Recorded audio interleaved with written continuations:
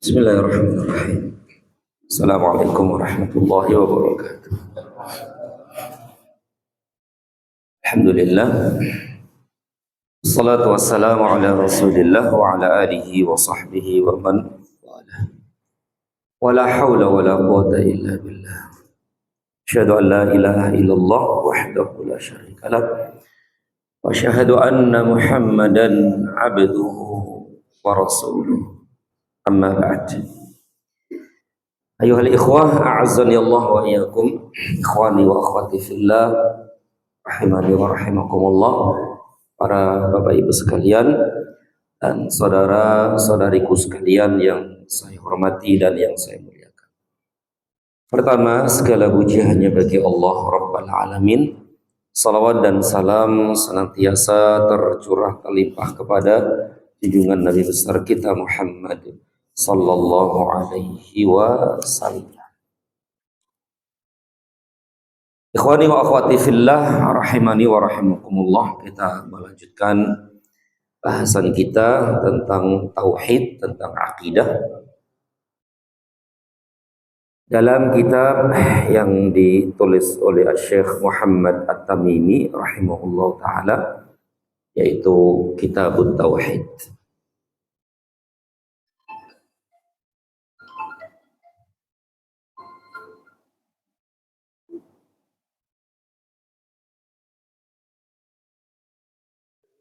Baik, pada pertemuan yang lalu telah kita mulai pembahasan tentang amalan-amalan hati. Bukan amalan-amalan hati, amalan-amalan syirik, amalan-amalan kufur, syirikan dan kekufuran, yang diawali dengan bab sihir dan macam-macam sihir. Betul kan? Tentang sihir bab keberapa itu? 24 sihir, 25 macam-macamnya. Ya, sudah kita baca dalil-dalilnya dan penjelasannya. Terakhir tentang macam-macam sihir. Kita lanjutkan dengan bab 26, yaitu tentang dukun, tukang ramal atau peramal nasib dan sejenisnya. Betul ya gitu kan? Bab 26 tentang dukun ya, tentang dukun, kemudian tentang tukang ramal dan sejenisnya. Sejenisnya di sini ya termasuk para normal atau enggak normal? Masuk ahli nujum, nanti ada bahasan tersendiri yaitu tentang nujum. Dan insya Allah masalah ini tidak asing lah buat antum semua nih, tentang perdukunan, tentang ramalan-ramalan, tentang nujum dan yang lainnya, insya Allah paham.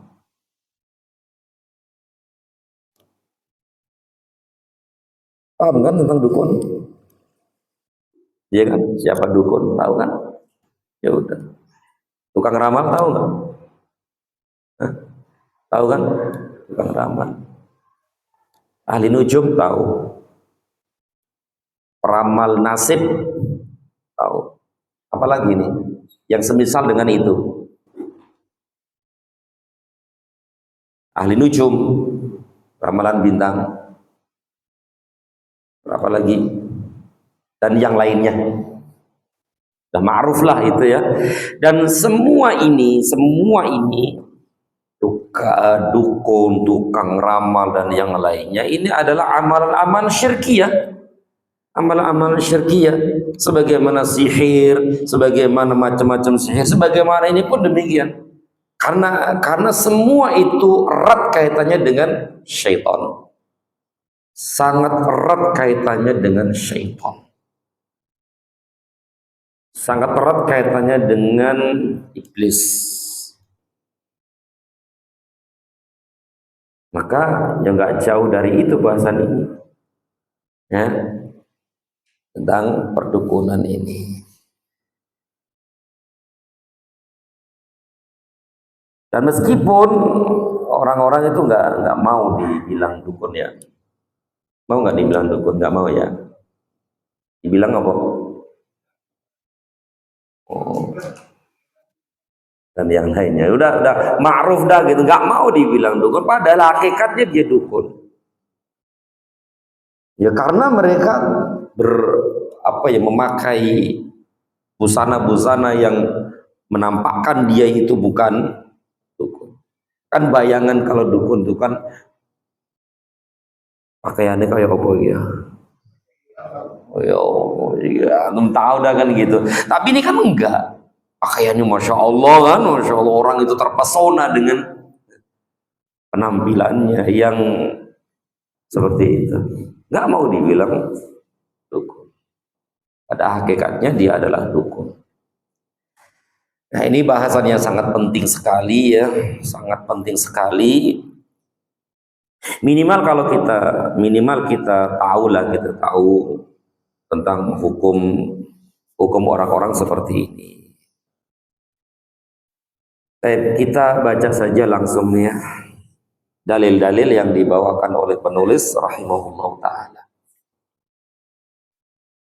Dalil yang pertama adalah hadis yang diriwayatkan oleh Imam Muslim dalam sahihnya, meriwayatkan dari salah seorang istri Nabi sallallahu alaihi wasallam bahwa beliau sallallahu alaihi wasallam bersabda, man ata arrafan fasa'alahu an syai'in fasaddaqahu lam tuqbal lahu salatun arba'ina yauman. Man ata arrafan, barang siapa yang mendatangi arraf, tukang ramal atau peramal nasib, fasa'alahu an syai'in, lalu dia menanyakan kepadanya tentang sesuatu perkara, fasaddaqahu, lalu dia mempercayainya, membenarkannya, membetulkannya, lam tuqbal lahu salatun arba'ina yauman, maka salatnya tidak diterima selama 40 hari.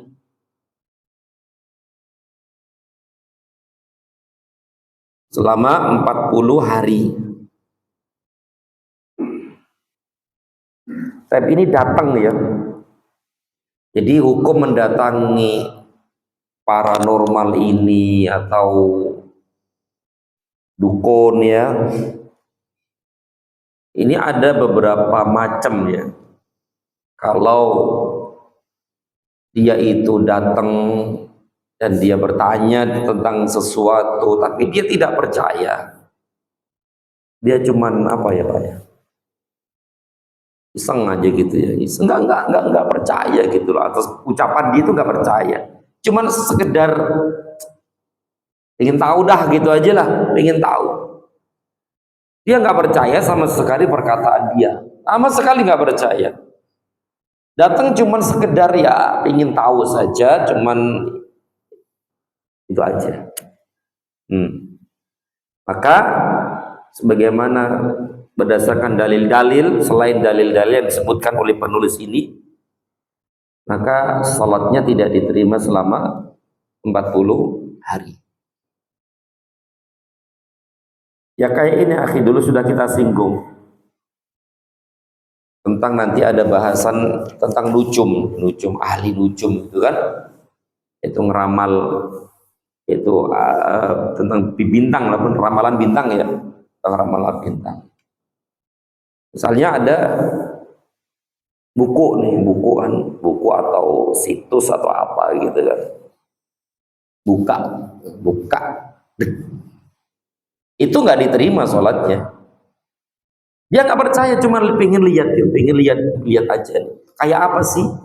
Coba baca dikit-dikit dah gitu kan, pengen tahu gitu. Itu sama dengan mendatangi ini gitu loh, sama. Berarti mendatangi langsung orangnya atau mendatangi tadi itu bukunya atau majalahnya atau apa begitu. Sama. Maka sholatnya tidak diterima selama 40 hari. Nah, gimana ini? Ini bukan perkara main-main, ini perkara besar, ini berkaitan dengan tauhid, berkaitan dengan akidah dan tauhid. Maka tidak bisa dikatakan ini sekedar main-main saja atau apa, enggak bisa. Jadi sekedar baca saja, ingin tahu kayak apa sih, atau mungkin saya kan bulannya bulan ini lahir tuh, coba saya langsung ke bulan itu, apa sih nasib saya seperti apa sih, sifat saya seperti apa sih, dan seterusnya. Itu saja nggak diterima sholatnya 40 hari. Sama dengan mendatangi tadi itu tanpa dia percayai perkataannya, sekedar ingin tahu saja, maka itu pun sama, tidak diterima sholatnya 40 hari. Tapi gak diterima 40 hari itu maksudnya gimana?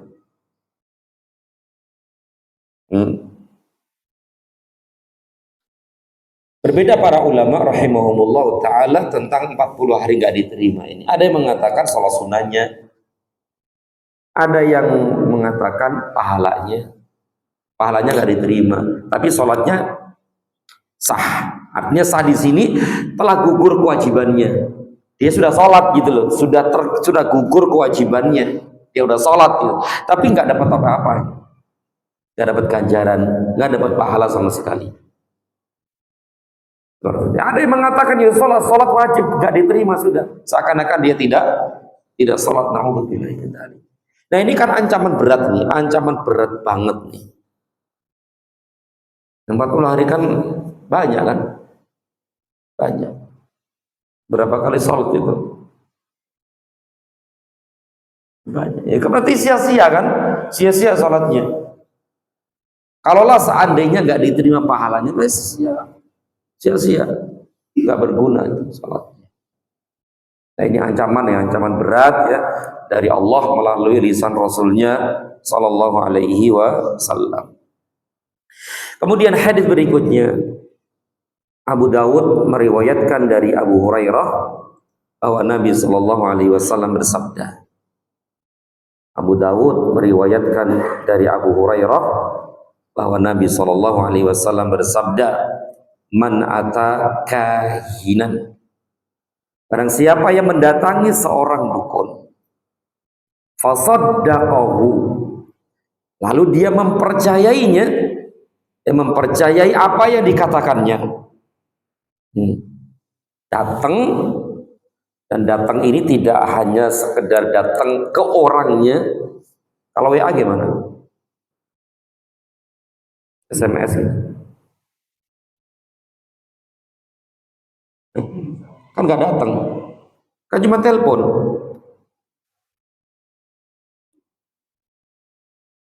Sama ya? Ya sama saja. Sama juga datang itu sama dengan mendatanginya. Meskipun dengan alat-alat sekarang ini WA atau SMS atau telepon sama saja. apalagi datang ke orangnya langsung. Nah, berarti datang nulis surat dan yang lainnya, kemudian dia fasaddaqahu, lalu dia membenarkannya, meyakininya, mensahkannya. Berarti apa kata beliau? Faqad kafara bima unzila ala Muhammadin. Maka sungguh dia telah kufur, telah kafir atau ingkar dengan wahyu yang diturunkan kepada Muhammad sallallahu alaihi wasallam. Apa yang diturunkan kepada beliau? Al-Quran. Berarti dia telah mengingkari Al-Quran, kafir kepada Al-Quran. Nah, yang kafir kepada Al-Quran hukumnya apa? Ya kafir kan? Ini kan bahaya banget kan, bahaya sekali. Bukan main-main ini, bukan sendau gurau ini. Ini masalah akidah, masalah tauhid, masalah besar, masalah aku. Dan kalau nggak tahu gimana? Itu urusan Allah, urusan dengan Allah nanti seperti apa. Mengingkari satu ayat saja gimana apa hukum? Mengingkari satu ayat saja hukumnya apa? Ya jelas. Setengah ayat, sepertiga ayat, 2/3 sama. Berarti ini kan ingkar kepada seluruh Al-Quran. Kenapa? Karena Al-Quran mengatakan demikian gitu loh. Yang ini hukumnya ini hukumnya ini, diingkari kan begitu. Nah, berarti kan mengingkari Al-Quran. Berarti kufur. Nah, ini kita bicara hukum ya, kita bukan menghukumi. Sering kita sampaikan ya. Kita ini berbicara tentang hukum. Kalau hukumnya ini perbuatan ini hukumnya ini, perbuatan itu hukumnya itu. Kita bukan menghukumi orang. Artinya tidak setiap orang seperti itu hukumnya seperti ini. Paham nggak? Orang yang melakukan ini, kita nggak boleh mengatakan langsung dia itu seperti itu, nggak boleh. Mungkin saja dia nggak ngerti, mungkin saja dia ikut-ikutan, mungkin dia jahil, mungkin dia ini dan itu. Tidak memenuhi syarat, ya, tidak terpenuhi syarat-syarat, dan mungkin di benaknya itu banyak syubhat di situ. Maka kita ini berbicara tentang hukum, bukan menghukumi orang. Setiap orang begini pasti begitu, enggak. Tidak ada seorang ulama pun mengatakan demikian. Tidak ada seorang ulama pun yang mengatakan demikian, kecuali firqah-firqah yang sesat. Ini pasti hukumnya ini. Orang melakukan ini pasti hukumnya ini. Itu pasti itu. Nggak peduli dia tahu nggak tahu ini nggak peduli, pokoknya itu hukumnya. Tapi Ahlussunnah wal Jamaah tidak seperti itu. Harus dirinci dulu. Kenapa dia melakukan itu? Dan seterusnya. Jadi kita bicara hukum. Dari pembahasan awal sampai akhir. Tidak hanya pembahasan masalah tauhid. Masalah fikih, masalah akidah, masalah ini, masalah itu, semua itu hukum-hukum, bukan menghukumi orang. Dan ini kadang-kadang salah paham. Jadinya bagaimana? Ya kan marah-marah kan? Berarti enggak begitu. Siapa yang bilang begitu? Pernah kita menyebutkan satu orang saja menyebutkan orang? Enggak pernah kan? Enggak pernah sama sekali. Fulan begini, fulan begitu, enggak pernah. Meskipun dia melakukan itu. Tapi kita tidak boleh mentayin itu, enggak boleh. Menetapkan hukum sama seseorang begini pasti begitu, enggak boleh. Kecuali telah terpenuhi syarat-syaratnya, dan itu ketat sekali. Dan yang menentukan itu adalah hakim, qadhi. Apa qadhi, Pak? Qadhi, hakim, qadhi, kepala negara, istilahnya kepala negara. Ditetapkan, ini begini. Tapi ulama itu menjelaskan saja. Para ulama dari dulu sampai sekarang menjelaskan saja. Begini hukumnya ini. Begitu hukumnya itu. Itu saja sudah. Diterima ya monggo, nggak diterima monggo juga nggak? Ya monggo juga. Hukum kok. Dan tidak pernah menghukumi seorang. Nah, masalah ini pun demikian. Dan masalah-masalah yang berikutnya pun demikian seperti itu. Ya, Masya Allah. Jadi menghukumi orang itu berat. Ya, menghukumi orang itu berat banget. Ya, berat sekali. Dan resikonya juga besar. Maka sekali lagi dan tidak sekali lagi, dan akan kita selalu katakan itu, bahwa kita berbicara hukum. Ya, hukum syariat, hukum Allah dan hukum Rasulnya. Dijelaskan ini nih. Kalau ada orang melakukan ini itu, ya sudah, itu urusan dia dengan Allah. Tapi kita jelaskan hukumnya biar orang itu tahu, melek gitu loh. Kalau melakukan itu segera kembali kepada Allah, bertaubat dan seterusnya. Alhamdulillah. Ya. Tapi kita lanjutkan akhi. Jadi ini keadaan orang yang datang kepada arraf dengan kahin. Kalau kahin itu apa tadi? Dukun. Arraf tukang ramal. Ada dua keadaan. Yang pertama, kalau dia hanya sekedar ingin tahu saja dan dia tidak membenarkan ucapan dia, sama sekali nggak membenarkan, tapi sekedar iseng atau yang lainnya tadi, maka dihukumnya apa tadi? Tidak diterima salatnya selama 40 hari. Tapi kalau dia datang bertanya, kemudian membenarkannya, mensahkannya dan meyakininya, maka dia telah kafir kepada apa-apa yang telah diturunkan kepada Rasulullah Sallallahu Alaihi Wasallam. Berarti ada dua keadaan kan ya? Ada dua keadaan. Ada keadaan lagi nggak? Orang datang kepada dia ini ingin menguji dia, dan untuk menjelaskan kepada manusia bahwasanya dia adalah ini, agar orang-orang tidak datang kepadanya. Boleh seperti itu. Menguji, mengetes, menguji dia. Benarkah dia seorang kahin? Benarkah dia seorang arraf? Dialog, berhujjah ini, dalil itu. Oh, ternyata benar dia ini seperti itu. Lalu diberitahukan kepada orang lain bahwasanya dia adalah itu. Hati-hati jangan datang kepadanya. Kalau seperti ini boleh, kata para ulama, seperti ini boleh. Tentu ini orang berilmu loh ya. Orang berilmu, ilmunya sudah kuat, akidahnya sudah kuat, tauhidnya sudah kuat. Berarti bisa membantah mereka nggak? Bisa. Beradu argumen bisa nggak?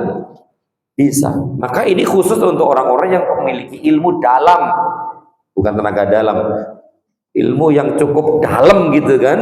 Maka ini diperbolehkan, silakan. Antum gimana? Masuk di situ nggak? Nggak ya? Nggak ya? Lu nggak usah dah. Malah kalah antum ya? Kalah nanti. Ini tentu orang-orang khusus. Ya, orang-orang khusus yang memiliki ilmu dalam, ilmu yang sangat luas, sehingga bisa mengetes dia apakah dia seperti ini, seperti itu, kemudian diberitahu tentang ini yang benar, ini yang salah. Dan berarti nggak semua orang bisa. Kalau seperti itu boleh. Berarti ada tiga keadaan orang itu mendatangi kahin atau arraf tadi itu. Yang pertama, datang nanya tapi nggak membenarkannya, maka hukumannya tadi. Kemudian datang tanya membenarkannya, maka hukumnya jelas tadi. Datang untuk mengetes, membuktikan bahwa dia adalah kahin, dia adalah arraf, kemudian dijelaskan kepada manusia bahwasanya dia adalah ini dan itu, maka itu diperbolehkan. Ini dijelaskan oleh para ulama rahimahumullah taala rahmatan wasi'ah. Ya. Makanya kalau antum baca kitab syarah kitab ini tentu akan disebutkan di situ. Ya, akan disebutkan. Tapi kita lanjutkan akhi fillah azanillahu wa iyyakum. Kata beliau rahimahullah, dan diriwayatkan oleh keempat periwayat, yaitu Abu Daud, Tirmidzi, An-Nasa'i dan Ibnu Majah, dan Hakim dengan mengatakan hadis ini sahih menurut syarat Imam Al-Bukhari dan Muslim dari Abu Hurairah radhiyallahu taala anhu bahwa Nabi sallallahu alaihi wasallam bersabda, "Man ata arrafan." Ini hadis lagi nih. Barang siapa yang mendatangi arraf, datang ke arraf, au kahinan atau kahin. Berarti satu hadis ini disebutkan langsung dua, arraf dan kahin. Kalau di atas tadi itu arraf kemudian kahin. Kalau ini satu hadis disebutkan dua-duanya, arraf dan kahin. Barang siapa yang mendatangi arraf atau kahin, fasaddaqahu, lalu dia membenarkannya, meyakininya, mengiyakannya, dan mengamalkannya, mempraktekannya. Fasaddaqahu bima yaqul, maka lalu dia mempercayai apa yang diucapkan arraf atau kahin tadi. Faqad kafara bima unzila ala Muhammadin sallallahu alaihi wasallam, maka dia telah kafir dengan apa-apa yang diturunkan kepada Nabi Muhammad sallallahu alaihi wasallam. Ya Allah, ini berat ya. Yang datang aja gitu, bagaimana yang didatengin? Ya, Pak, ya. Yang datang aja dihukumi gitu loh ya. Bagaimana hukum yang didatengin? Sudah kayak apa itu? Maka akhifillah, banyak sekali ya dari saudara-saudara kita yang seperti ini. Maka kalau kita nggak jelasin terus, siapa yang mau jelasin? Berarti kita kan sayang sebenarnya sama mereka, sayang sama saudara-saudara kita, teman-teman kita, ya, agar mereka tidak melakukan itu lagi gitu. Karena ini bahaya banget, dan tidak sedikit dari saudara-saudara kita yang melakukan itu. Na'udzubillahi min dzalik ya, insyaallah. Dengan alasan ini, dengan alasan itu. Dan biasanya orang-orang ini nggak sabar dengan musibah, ya, nggak datang sama musibah, nggak sabar dengan musibah yang dia terima. Barangnya hilang, ya, barangnya hilang, mobilnya hilang, motornya hilang, datang kemana? Ya harusnya kan ke polisi kan. Tapi ini kok datang ke sono gitu.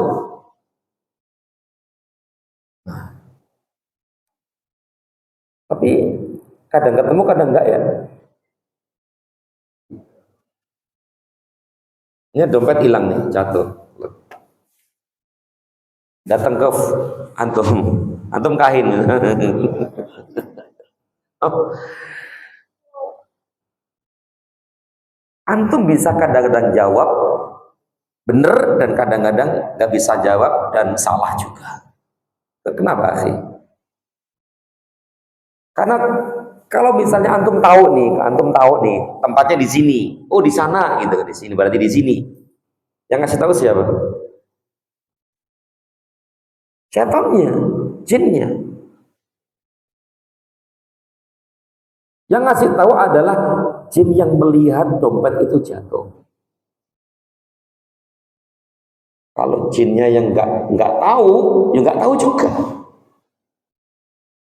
Mereka juga nyari, bener nggak di sana? Nyari sama dengan orang. Yang tahu jatuhnya berarti kan tahu tuh orang, oh jatuh di situ, tahu kan? Tahu, kasih tahu, Pak di situ, tahu kan? Kalau kita nggak tahu, nyari nggak? Nyari, sama dengan mereka juga. Tidak semua yang mereka itu hidup terus tahu semuanya jatuh di mana, semua tahu. Berarti kalau nggak ada yang ngelihat gimana? Nggak ada yang tahu.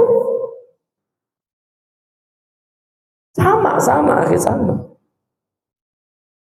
Nah, berarti antum kok tahu? Ya, karena dikasih tahu sama istilahnya teman antum, piaraan ya. Kata orang khodam.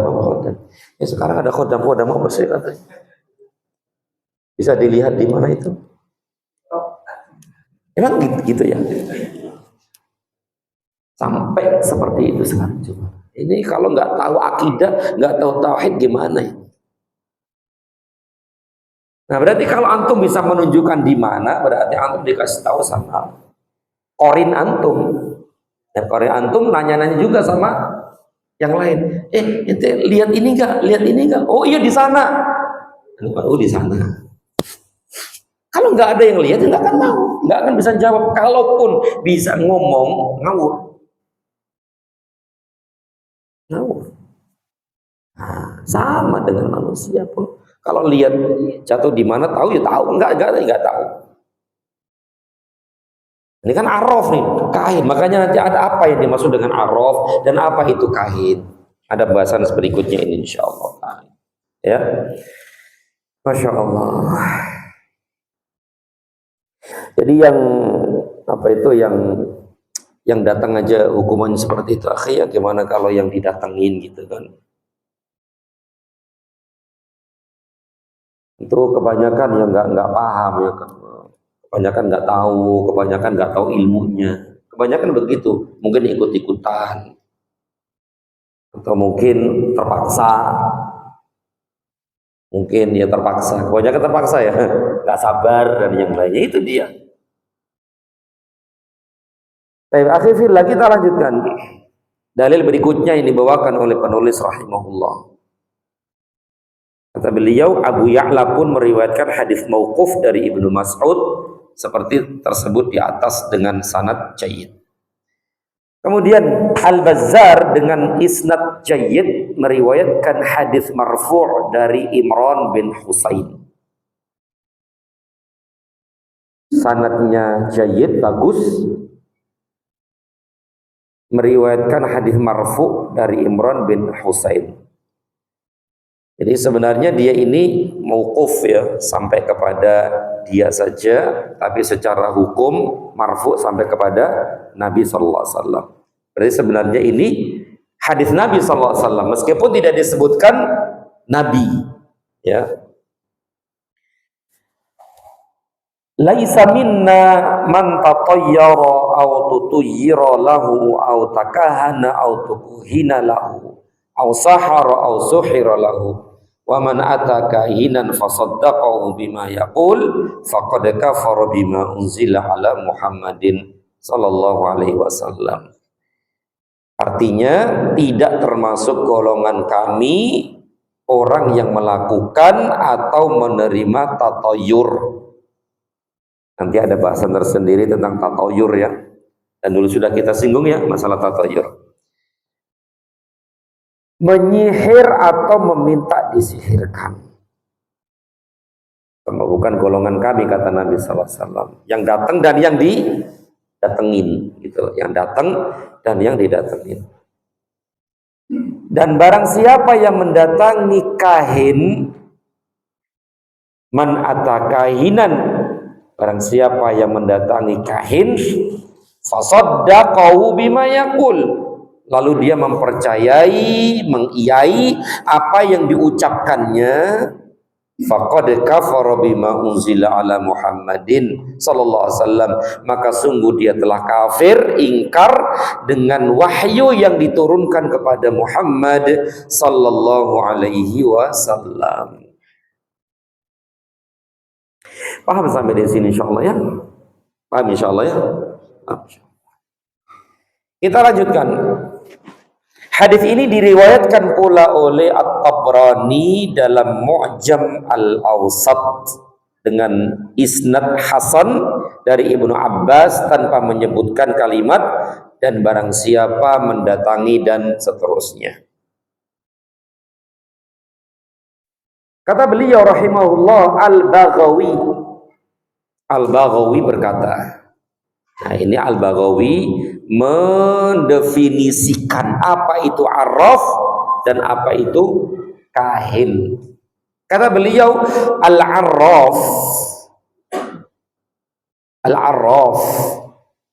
ialah orang yang mengklaim mengetahui dengan menggunakan isyarat-isyarat untuk menunjukkan barang curian atau tempat barang hilang atau semacamnya.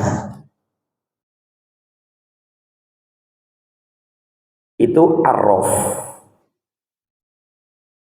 Orang yang mengklaim mengetahui dengan menggunakan isyarat-isyarat, baik itu isyarat tanah, isyarat tangan, isyarat bintang, isyarat apa, begitu ya. Untuk apa sih? Untuk menunjukkan barang curian. Oh, pencurinya ini, yang ngambil ini, yang ngambil itu. Atau tempat barang hilang, oh di sana barangnya, di situ barangnya, di situ barangnya, di situ barangnya.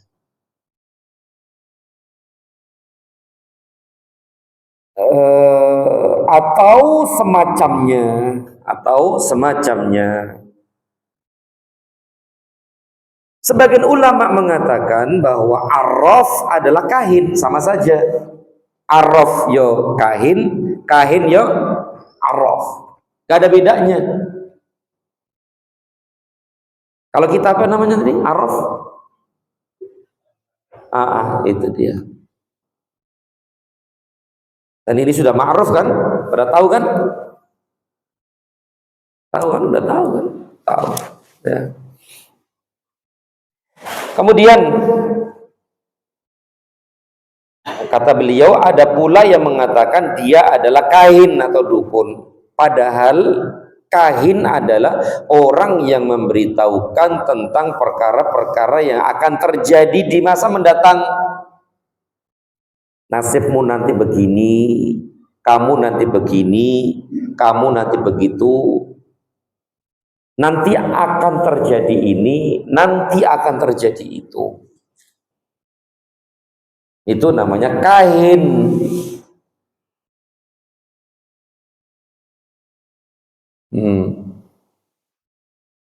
Nanti ada gempa, nanti ada ini, nanti ada itu. Nanti ada orang mati. Atau nanti masa depan kita nih dibaca sama dia. Masa depan kita nih. Masa depan antum nanti kayak apa. Itu kahin namanya. Itu namanya kahin. Ada juga yang mengatakan kahin itu adalah orang yang memberitahukan apa yang tersimpan dalam hati seseorang. Jadi dibilang sama yo sama, dibilang nggak sama yo nggak sama, gitu. Sama.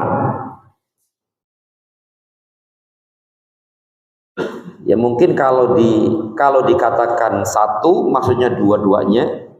Kalau dikatakan dua-duanya maksudnya berbeda. Kalau digabungkan artinya berbeda. Kalau dipisah artinya sama. Kayak Islam sama iman, kayak fakir, miskin, itu kan. Kalau digabung beda, kalau dipisah sama. Nah ini pun demikian. Yang araf ya kahin ya araf. Tapi kalau digabung beda. Kalau araf tadi itu memberitahu orang yang mengklaim bahwa dirinya itu tahu barang-barang yang hilang, siapa pencurinya, dan yang lainnya. Kalau kahin memberitahukan perkara-perkara yang akan terjadi di kemudian hari. Itu namanya kahin. Ya sebenarnya sama-sama juga sih ya, sama-sama juga. Dan tentu kahin ini minta bantuan kepada syaitan, jelas. Yang ngasih tahu ini, ngasih tahu ya dia. Berita ini, berita itu ya dia. Ya. Baik. Kita lanjutkan. Kata beliau rahimahullah, menurut Abul Abbas yaitu Syekhul Islam Ibnu Taimiyah. Jadi menurut Abul Abbas itu adalah ya kunyahnya dari Syekhul Islam Ibnu Taimiyah. Beliau berkata, Arraf adalah sebutan untuk tukang ramal, tukang nujum, peramal nasib, dan yang sebangsanya. Itu Arraf. Berarti Arraf itu lebih luas ya. Ya lebih luas kan ya.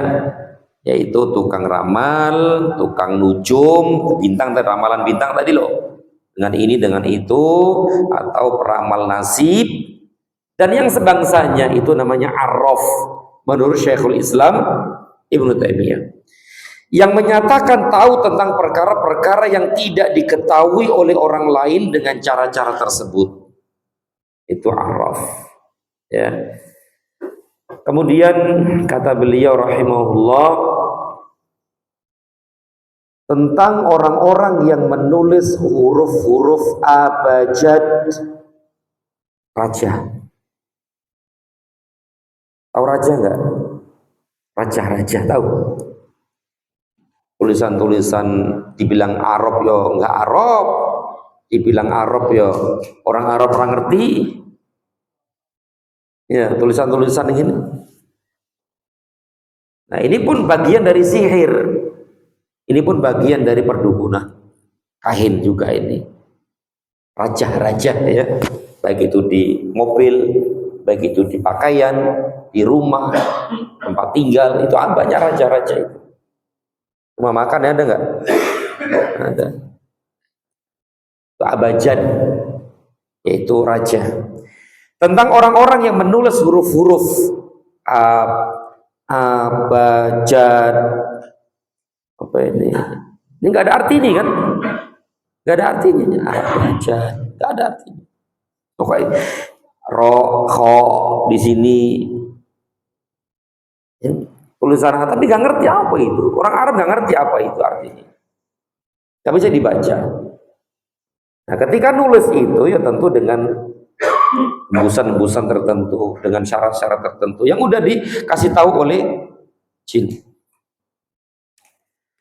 Tentang orang-orang yang menulis huruf-huruf abjad yaitu raja untuk mencari rahasia huruf dan memperhatikan bintang-bintang untuk ramalan, Ibnu Abbas mengatakan, ma ara man fa'ala dzalika lahu 'indallahi min khalaq. Aku tidak melihat bahwa orang yang mempraktekkan hal itu akan memperoleh suatu bagian keuntungan di sisi Allah. Saya ulangi, aku tidak melihat bahwa orang yang mempraktekkan hal itu, Arraf tadi itu, dengan huruf-huruf tertentu, bintang dan yang lainnya, akan memperoleh sesuatu bagian keuntungan di sisi Allah. Artinya orang itu rugi gitu loh, binasa. Nggak mungkin dapat keuntungan sedikit pun dari Allah nanti di akhirat. Rugi dan rugi orang seperti itu. Ya, rugi. Jadi kata Ibnu Abbas, aku tidak melihat bahwa orang yang mempraktekkan hal itu akan memperoleh suatu bagian keuntungan di sisi Allah Subhanahu wa ta'ala. Terakhir fillah azanillahu wa iyyakum, ini sedikit ya penjelasan tentang bab 26 ini, yaitu tentang kahin dan arraf dan sejenisnya ya. Dan insyaallah antum paham masalah ini insyaallah taala. Intinya akhir kalau kita enggak melakukan ini ya kita bersyukur kepada Allah gitu. Kita bersyukur kepada Allah yang telah diselamatkan kita dan keluarga kita dari perbuatan-perbuatan ini. Minimal seperti itu. Semakin dengan demikian kita akan semakin bersyukur kepada Allah Subhanahu wa taala yang telah menyelamatkan kita dari kesyirikan dan yang semisalnya ya. Mudah-mudahan Allah Subhanahu wa taala menyelamatkan kita semua, keluarga kita semua dari kesyirikan. Amin ya rabbal alamin. Tapi ini sedikit ya, penjelasannya terlalu sedikit. Dan kalau ingin banyak ya antum bisa baca sendiri. Baca sendiri, dan kitab-kitab seperti cukup banyak sih ya. Cukup kehidupannya insyaallah. Baik, cukup sampai di sini. Mudah-mudahan bermanfaat. Ada yang ditanyakan?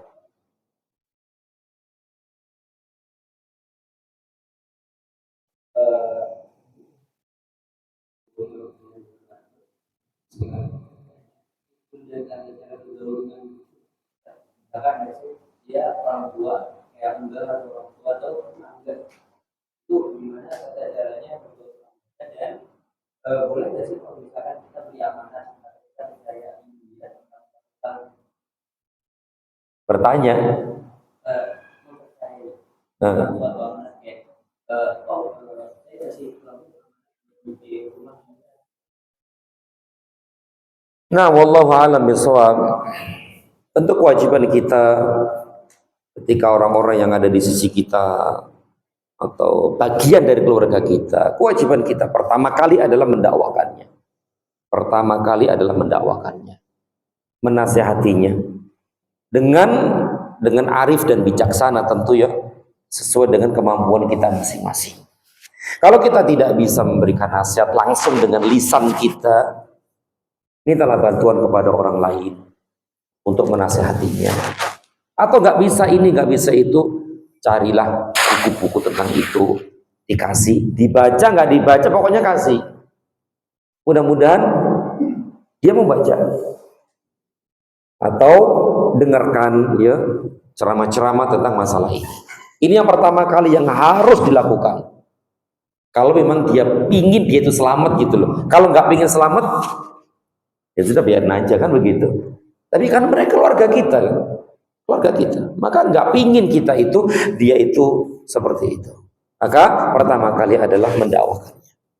Kemudian akhirnya kalau dalam masalah-masalah muamalah ya terserah silakan. Ya masalah-masalah muamalah, jual beli, makan ini, makan itu, tidak masalah insya Allah. Tidak masalah. Amanah ini aman, nggak masalah juga kan. Tapi kalau sudah masuk ke wilayah mereka, bertanya tentang tadi itu, maka itu tidak diperbolehkan. Ya, maka itu tidak diperbolehkan. Bahkan sebagian ulama mengatakan, nggak datang ke rumahnya. Udah, nggak datang ke rumahnya. Ada yang mengatakan demikian, sampai seperti itu, tidak mendatanginya. Ya, istilahnya menjauh darinya. Khawatir kita itu ya terjerumus ke wilayah mereka kan begitu. Untuk kehati-hatian. Tapi secara umum dalam masalah muamalah insya Allah tidak masalah. Tapi kalau sudah bertanya tentang ini itu, maka itu jelas masuk ke larangan-larangan yang telah disebutkan tadi. Ya. Tapi yang paling penting akhi bahwa nasihati dulu, ya nasihati dulu semampu kita. Ya wallahu alam bisawab. Seperti itu insyaallah taala. Udah isya enggak sih ini? Hah? Udah isya ya? Oh ya. Enggak bunyi-bunyi sih? Udah bunyi. Oh, udah bunyi ya? Ini sih jadi bingung saya. Di gambar jadi bingung saya.